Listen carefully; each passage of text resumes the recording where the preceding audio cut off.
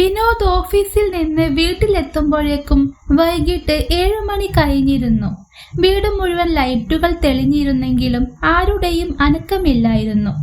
രമ്യ എന്ന് അയാൾ നീട്ടി വിളിച്ചു. ആരുടെയും പ്രതികരണമൊന്നുമില്ല. തോളിലെ ബാഗ് സോഫയിലേക്കിട്ട് റൂമിലേക്ക് ചെന്നു.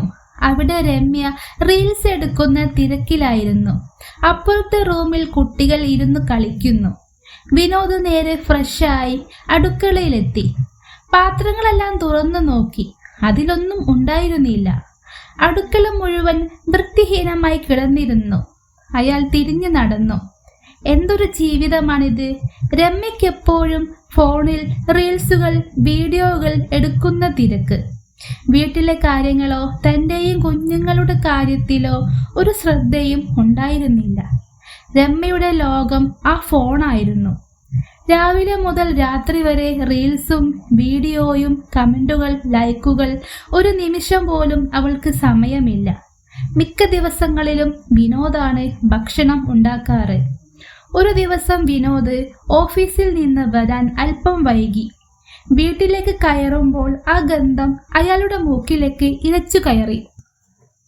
നോക്കുമ്പോഴുണ്ട് ഡൈനിങ് ടേബിളിൽ ഹോട്ടലിൽ നിന്ന് വാങ്ങിയ പാഴ്സൽ പാക്കറ്റുകൾ.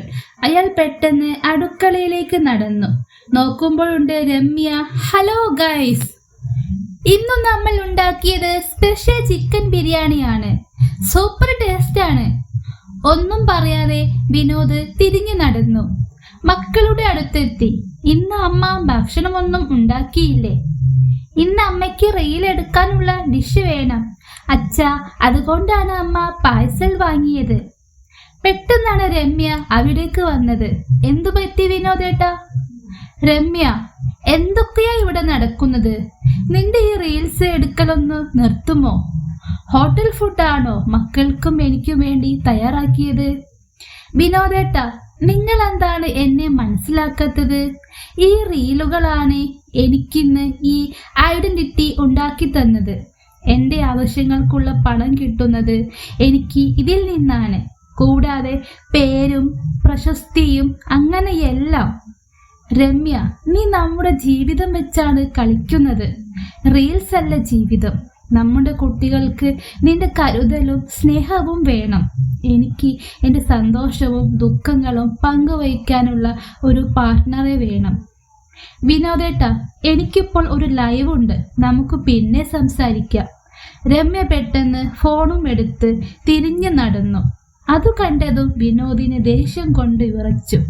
നിൽക്കവിടെ, നിന്റെ ഒരു ഫോണും റീൽസും ഇന്നത്തോടെ നിർത്തിക്കോണം എല്ലാം. അയാളുടെ ശബ്ദമുയർന്നു. ആദ്യമായിട്ടായിരുന്നു വിനോദ് അത്രയും കോപിച്ച് രമ്യ കണ്ടത്. അവൾ ഞെട്ടിപ്പോയി. കൈ വിറച്ചു. കയ്യിലിരുന്ന ഫോൺ താഴെ വീണു.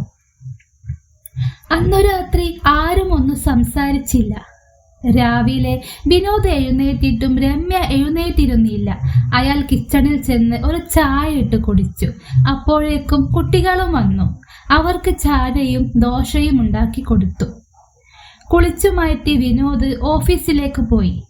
വൈകിട്ട് വിനോദ് വരുമ്പോൾ അയാളെയും കാത്ത് രമ്യ സിറ്റ് ഔട്ടിൽ ഇരിക്കുന്നുണ്ടായിരുന്നു. അയാളെ കണ്ടതും അവൾ പുഞ്ചിരിച്ചു.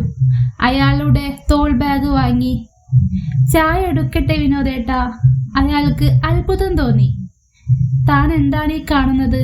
ഇതെല്ലാം സത്യമാണോ അതോ താൻ സ്വപ്നം കാണുകയാണോ? ഹാളിൽ കുട്ടികൾ ഇരുന്ന് പഠിക്കുന്നു. എന്താ രമ്യ, ഇന്ന് റീൽസ് ഒന്നും എടുത്തില്ലേ? അത് കേട്ട് അവൾ ഒന്ന് ചിരിച്ചു. അയാൾക്കുള്ള കോഫി എടുക്കാൻ പോയി. ഡ്രസ്സ് മാറി വിനോദ് അടുക്കളയിലേക്ക് ചെന്നു. അയാൾക്ക് വിശ്വസിക്കാനായില്ല. അടുക്കളയൊക്കെ നല്ല വൃത്തിയായിരിക്കുന്നു. പാത്രം തുറന്നു നോക്കിയപ്പോൾ ഒന്നിൽ ചപ്പാത്തിക്കുള്ള മാവ് കുഴച്ചു വച്ചിരിക്കുന്നു, ഒന്നിൽ ചപ്പാത്തിക്കുള്ള പച്ചക്കറി ഉണ്ടാക്കുന്നു. രമ്യ, നിന്റെ ഈ മാറ്റം എനിക്ക് വിശ്വസിക്കാമോ? അത് കേട്ടതും അവളുടെ കണ്ണു നിറഞ്ഞു.